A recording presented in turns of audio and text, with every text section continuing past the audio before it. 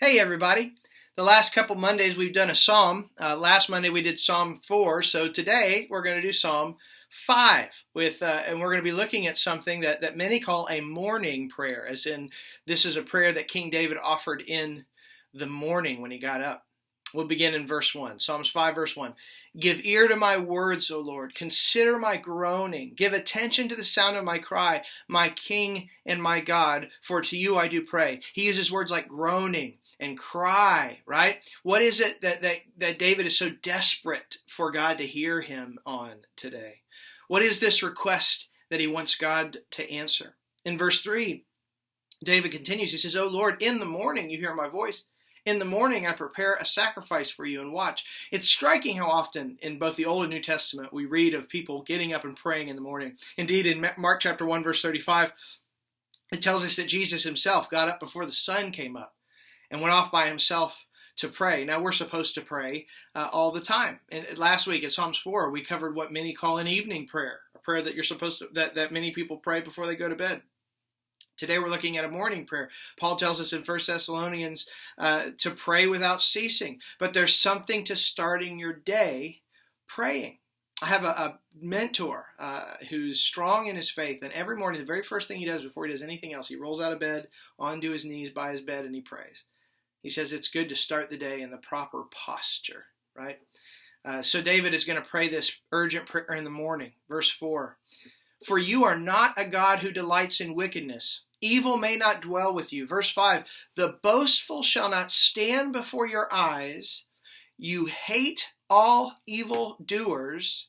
You destroy those who speak lies. The Lord abhors the bloodthirsty and deceitful man.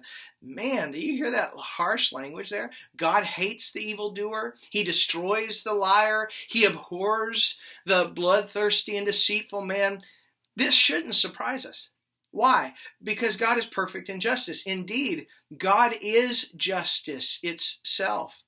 Every bit as much as God is love, God is justice. So what choice does justice have but to hate the evildoer? Perfect justice has to hate the evildoer. Yet, as we mentioned, the Apostle John tells us in 1 John 4:8 that God is also equally love. God is justice that hates evildoers, but God is love, who loves us. How can love hate the objects of its love? I know it's confusing, but here, this is where in Psalms 5 we find the gospel. Because listen, God sent Jesus to become the evildoer that he hates, to become the bloodthirsty and deceitful man that he abhors on our behalf. Jesus became the curse so that you and I wouldn't have to. Not by actually sinning himself. No, Jesus never sinned in spite of being tempted in every way. But rather, Jesus accomplished this by taking our sinfulness upon himself, remaining sinless, so he's a blank slate, and he takes all of our sin upon himself. And so Paul tells us in 2 Corinthians 5:21 that God made him, Jesus, who knew no sin, to be sin. God made Jesus, a sinless man, into sin. So all of the hate and the destruction that we read here, that is for your sin and my sin, all the just punishment that we deserve was poured out on Christ. When you read this harsh language, remember Jesus took that place for you and I. David says, but I, through the abundance of your steadfast love, will enter your house.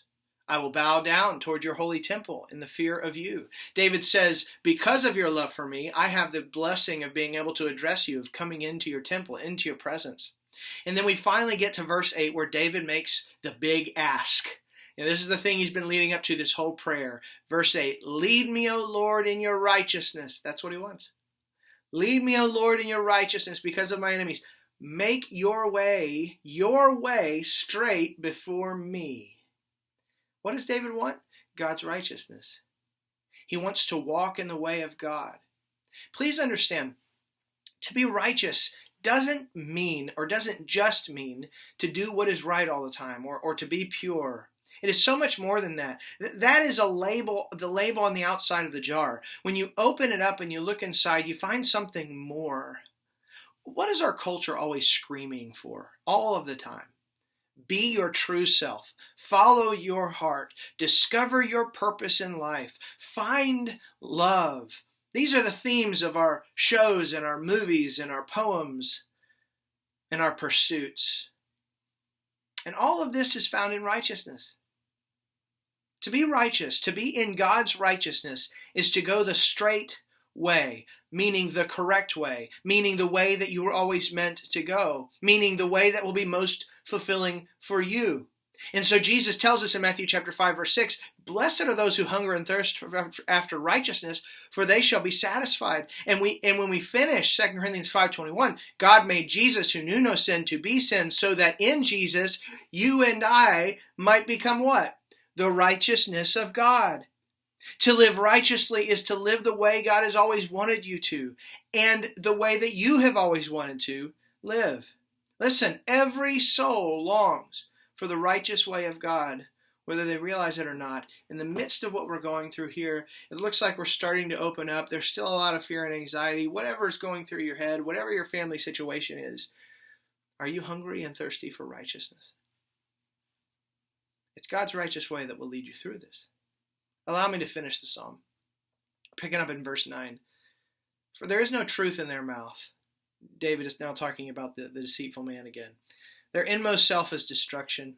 Their throat is an open grave. They flatter with their tongue.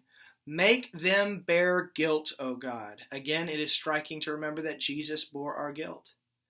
Let them fall by their own counsel. Because of the abundance of their transgressions, cast them out. Because of the abundance of their transgressions, cast them out. Jesus was cast out because of the abundance of our transgressions, for they have rebelled against you. Verse 11, but let all who take refuge in you rejoice. Do you take refuge in God? Let them ever sing of joy and spread your protection over them, that those who love your name may exalt you. For you bless the righteous, O Lord. You cover him with favor as a shield. God will bless the righteous, but righteousness comes through faith in Jesus Christ. May you be hungry and thirsty for righteousness today. We'll see you tomorrow.